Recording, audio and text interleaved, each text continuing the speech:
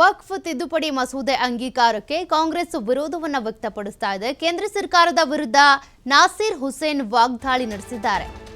CM ಹಾಗೂ DCM ಭೇಟಿ ಮಾಡಿ ವಕ್ಫ್ ಬಿಲ್ ಬಗ್ಗೆ ಚರ್ಚೆ ಮಾಡಿದ್ದೇವೆ. ಬಹುಮತ ಇರೋದ್ರಿಂದ ಬಿಲ್ ಪಾಸ್ ಮಾಡಿದ್ದಾರೆ.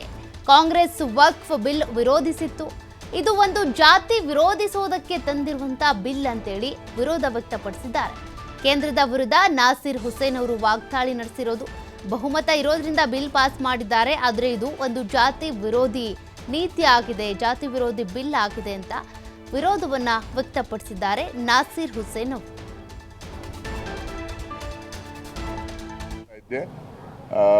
ಬೆಂಗಳೂರಿಗೆ ಬಂದಿದ್ದೆ, ಅದಕ್ಕೆ ಅವರಿಗೆ ಥ್ಯಾಂಕ್ಸ್ ಹೇಳಿ ಅದ್ರ ಜೊತೆಯಲ್ಲಿ ಅವರ ಆಶೀರ್ವಾದ ತೊಗೊಳಕ್ಕೆ ನಿನ್ನೆ CM ಅವ್ರಿಗೆ ಭೇಟಿ ಆದೆ, ಇವತ್ತು ಡೆಪ್ಟಿ CM ಅವ್ರಿಗೆ ಭೇಟಿ ಆದೆ. ಮತ್ತು ಪಾರ್ಲಿಮೆಂಟಲ್ಲಿ ನಡೆದಿರೋ ಡೆವಲಪ್ಮೆಂಟ್ಸು, ವಕ್ಫ್ ಬಿಲ್ಲು, ಆ ಇಶ್ಯೂಸ್ ಎಲ್ಲ ಡಿಸ್ಕಸ್ ಮಾಡಿದ್ದೀವಿ.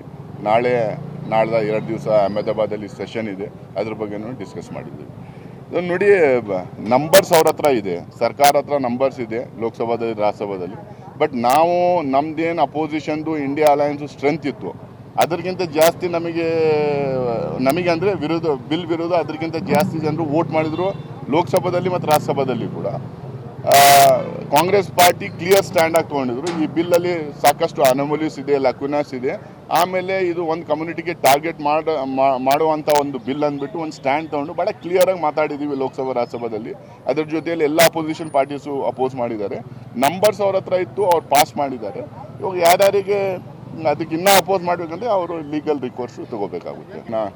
ಬೆಂಗಳೂರಿಗೆ ಬರ್ತಾ ಇದ್ದೆ, ಬೆಂಗಳೂರಿಗೆ ಬಂದಿದ್ದೆ, ಅದಕ್ಕೆ ಅವರಿಗೆ ಥ್ಯಾಂಕ್ಸ್ ಹೇಳಿ ಅದ್ರ ಜೊತೆಯಲ್ಲಿ ಅವರ